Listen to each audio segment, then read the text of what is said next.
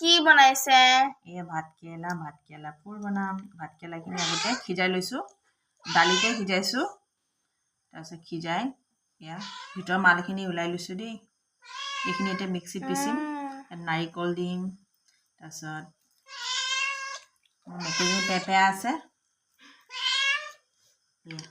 বেছিকৈ সিজিলে নোলাব।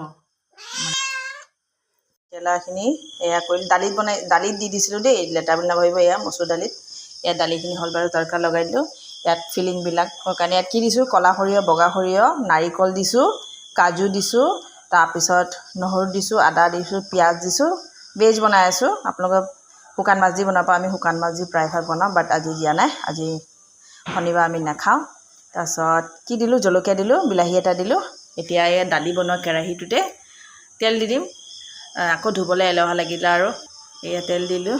গাটো ভাল নহয়, আজি মাথাটো বিষাই আছে, সেইকাৰণে ধুবলৈ এলেহুৱা লাগিছে।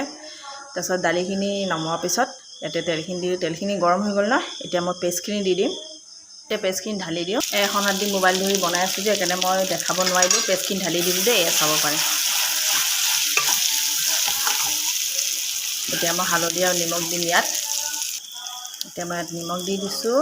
এতিয়া হালধি দিম, গৰম মছলা দিছোঁ, পনীৰ মছলা দিছোঁ, তাৰপিছত হালধি দিছোঁ, নিমখ দিছোঁ। এতিয়া ভালকৈ ভাজি লওঁ। ইয়াত নাৰিকলো দিয়া আছে, কাজু দিয়া আছে, বহুত টেষ্টি হ'ব।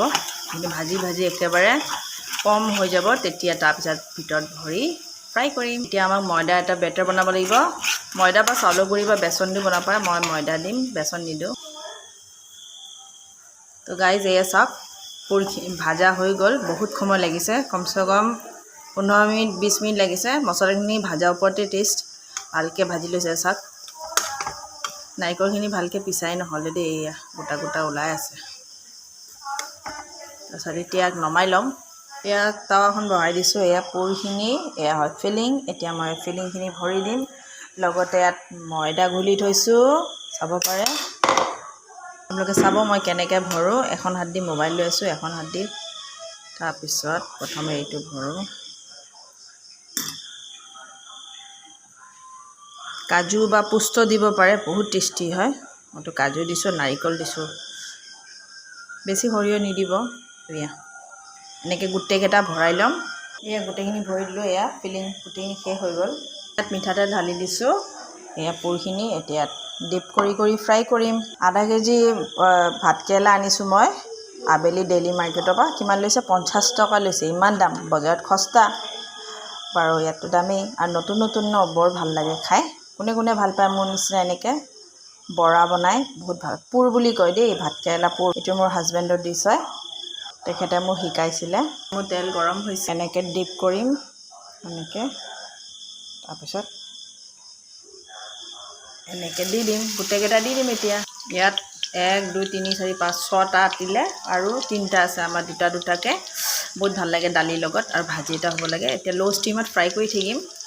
ফুল ষ্টিম নিদিব, নহ'লে জ্বলি যাব। এতিয়া পকৰাখিনি ওলোটাই দিম। ৰখিব দেই, চাই থাকিব। বহুত মৰমেৰে উল্টাব লাগিব, নহ'লে গোটেইকেইটা উল্টাই দিম।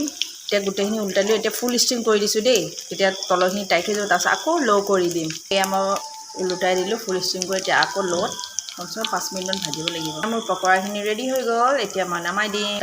ইয়াত আৰু 3টা বহাই দিছোঁ। তো আমাৰ পকৰা ৰেডি হৈ গ'ল।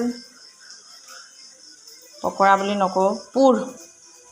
এইটো বেংগলী ভাষাত পুৰ বুলি কয়।